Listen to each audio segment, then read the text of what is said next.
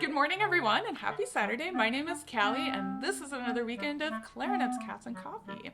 In today's video, I am going to take you through one of our most beloved excerpts on clarinet, which is the solo from Peter and the Wolf.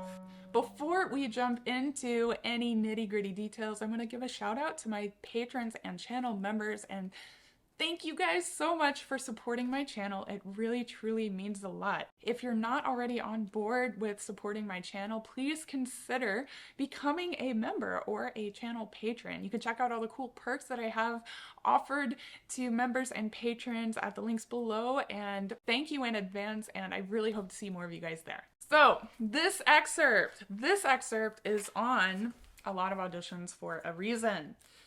It's scary, it's high, it's awkward, and it's fast. And I'm talking specifically about the part in the story where the cat is chased up the tree. It's all wild and crazy, and it's really funny and very hilarious and silly. So if you don't know the story of Peter and the Wolf, in the story, the clarinet plays the most amazing animal in the whole story, which is the cat. Right, Luke? Luke says, yes, that is the best part of the story. It's also actually kind of the reason why I picked the clarinet, and I almost regret it because this excerpt is like kind of hard, but whatever. This is our fate as clarinet players. We get to be cats. Anyway, I'm gonna jump into just a few tips on preparing this piece. So first of all, this is actually just like general advice because I think we all kind of can get inside our own heads and kind of be all like, whenever it comes to something that's a little bit more scary for us. So when you're prepping for a performance, you have to have an idea of how you think this should go, and you can form your idea, right, by looking at what's in the music. We've got staccatos, we have nervoso, we've got half note equals 96, all things that can inform us of how to interpret this. Also, it's the part in the story where the cat is chased up the tree. So the cat is very scared, right, and just scrambles up. So we want to try to communicate that idea through the music that we play. Now, bear with me, okay? We all know this. So as you get closer to the performance and you are practicing, if this is too hard for you, you're gonna have to make some compromises to be able to play this in a way that effectively communicates what the music is trying to say, while also being able to stay within the realm of your technique. So I am all for trying to get to whatever,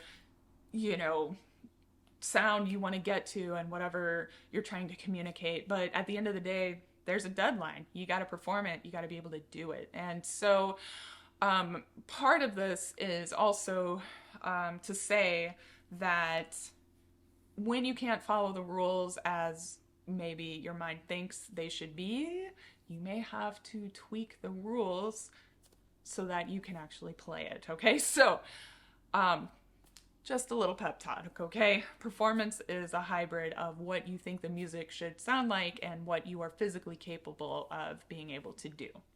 Okay, so the first, big tricky part is just the triplet part.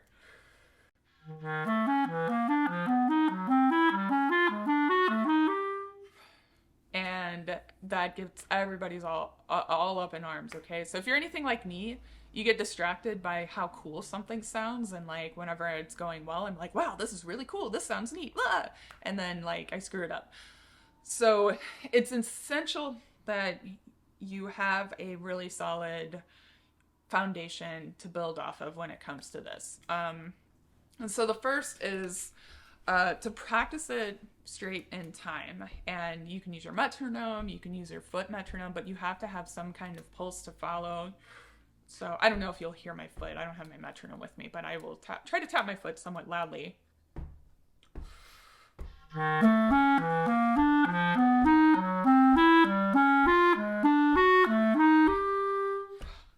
Okay, so I'm keeping a very steady pulse. You can use your metronome or yourself to gradually speed up your tempo little by little over the course of your preparation process to get it closer to what you want it to be. But it's very typical for a player to start this triplety part a bit slower and then speed up through the two measures. Now it's just you, and you're going to play it the way you play it, and your conductor will follow you. So don't stress yourself out about it not being as pristinely fast and perfect as like your favorite, you know, recording of this, okay? So start, the important thing is that it sounds like it's getting faster. So whatever your max speed is, you have to start slower than that and then speed up to that, okay? The other thing that a lot of people have trouble with here is just controlling the fingers, because these are awkward patterns. So one way you can practice control in the fingers is to do practice rhythms. And this is actually kind of fun, I think.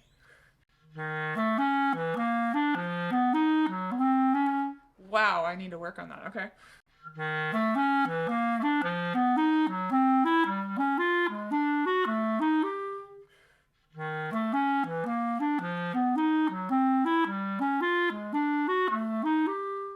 Okay, then you can flip it. I just got really distracted. Okay.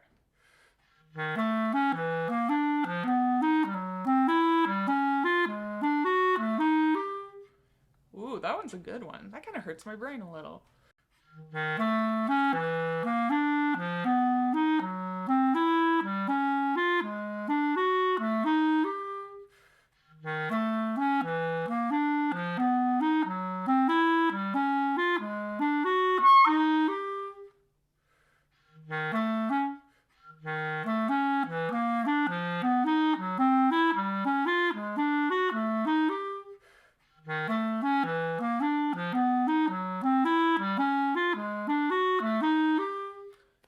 Alright, so now that we're sufficiently jazzed up, the next way you can think about it is to do different accent, different notes in the group of three, or just slightly hold them. So this is kind of a variation of the practice rhythm. So I'm going to hold, well, we start on the second triplet, so I'm going to hold the second triplet in all of these.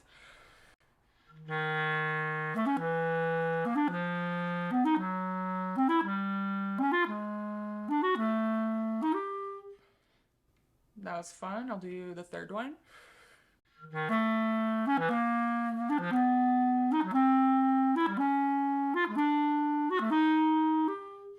And then I'll hold the first.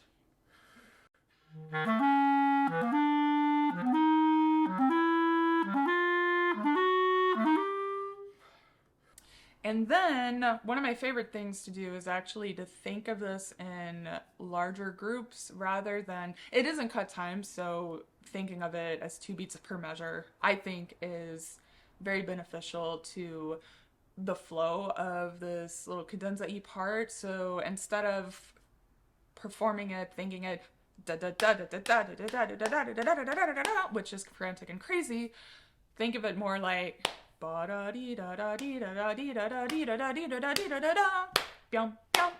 whatever you get to, you can do the precipitato at that tempo.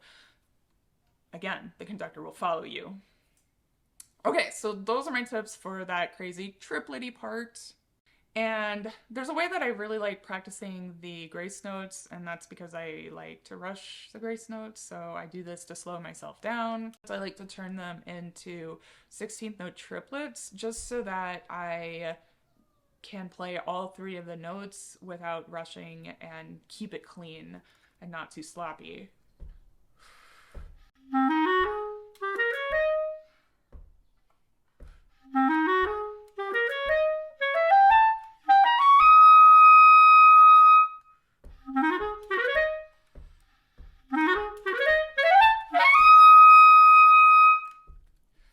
Something like that, okay? So slowing them down a little bit really pays off in the long run. Alright guys, that is pretty much it with Peter and the Wolf. I hope you guys have fun, and just for fun, I'm gonna play my favorite part because I like this part, and we're just going to finish it off with this.